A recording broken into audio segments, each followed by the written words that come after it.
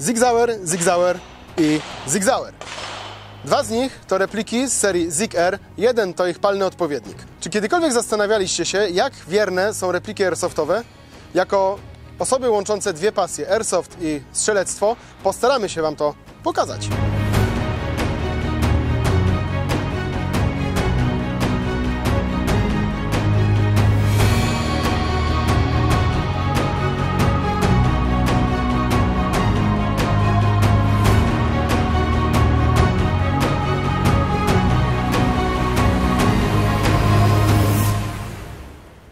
Z replik airsoftowych zawsze nas interesowały repliki, które są wiernymi, licencjonowanymi modelami.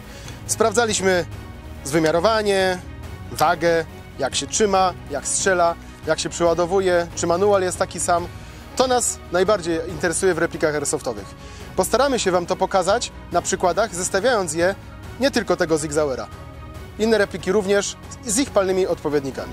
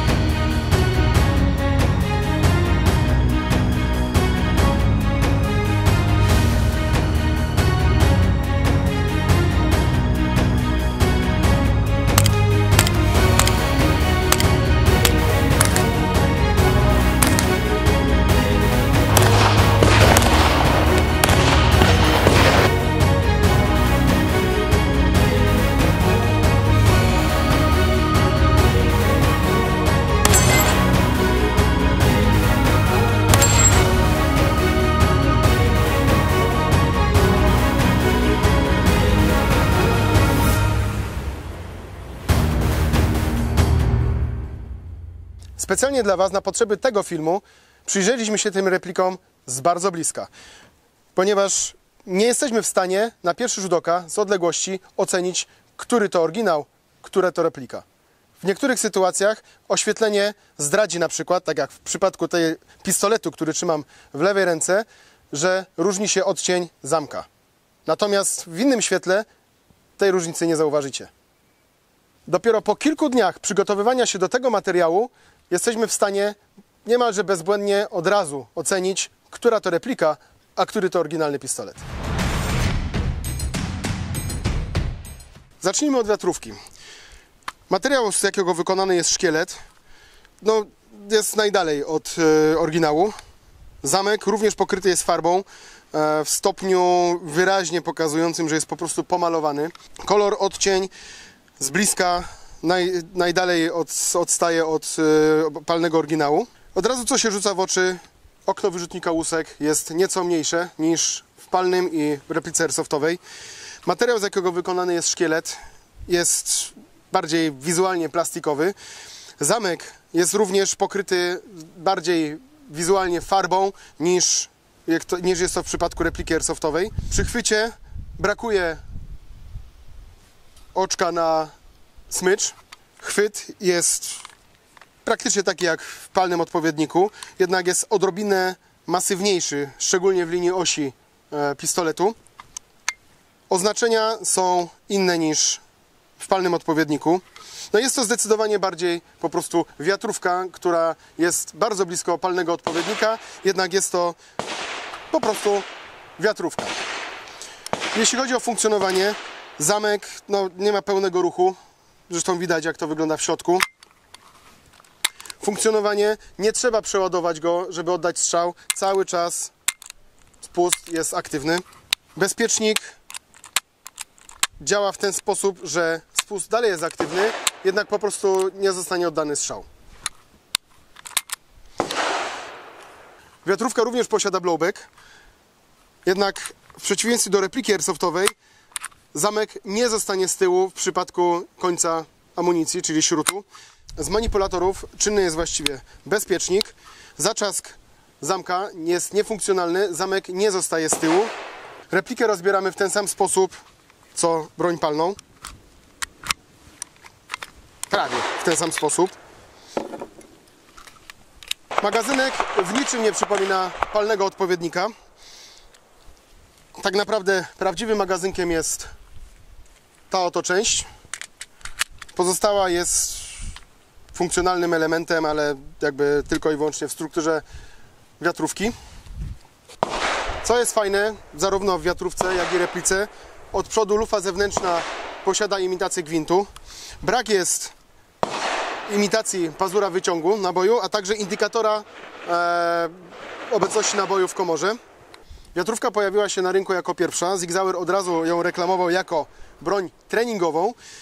Jednak naszym zdaniem brakuje w niej dosyć istotnego elementu, jak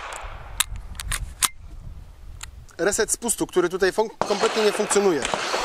Na plus wiatrówki działa jej waga w stosunku do palnego odpowiednika i na korzyść do repliki airsoftowej. Natomiast brak resetu, naszym zdaniem, eliminuje tą replikę jako jeden z elementów funkcjonowania broni treningowej.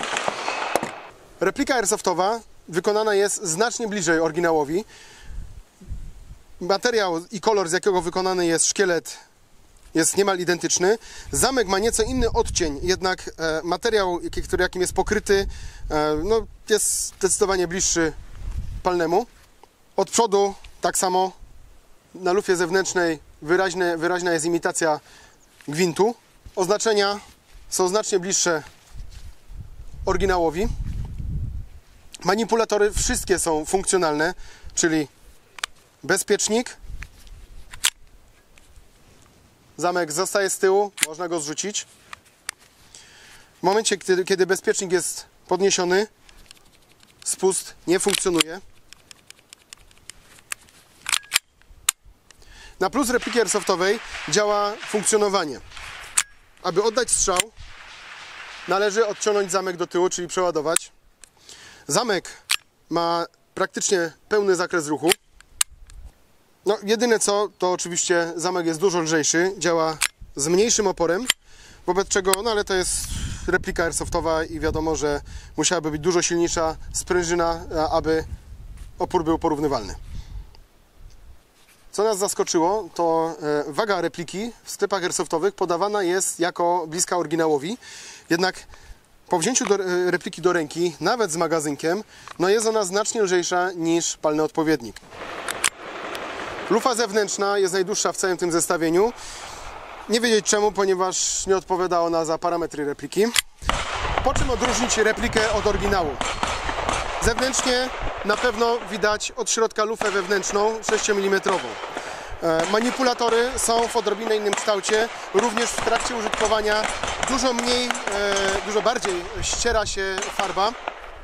W przewodach celowniczych tunel szczerbinki jest krótszy niż w palnym odpowiedniku. Logo na chwycie w replice jest wypukłe w przeciwieństwie do tego, które jest na chwycie broni palnej. W przeciwieństwie do wiatrówki, replika airsoftowa posiada imitację pazura wyciągu, który jest w niej na pozycji zawartości naboju w komorze. Podobnie jest z indykatorem zawartości naboju w komorze. Jak już zostało powiedziane, replika posiada wyczuwalny reset, acz jest mniej wyczuwalny niż w broni palnej. Długość spustu jest porównywalna do drogi, którą musi przebyć spust w broni palnej. I bardzo fajna ciekawostka dla purystów. Replikę rozbiera się w sposób identyczny jak broń palną.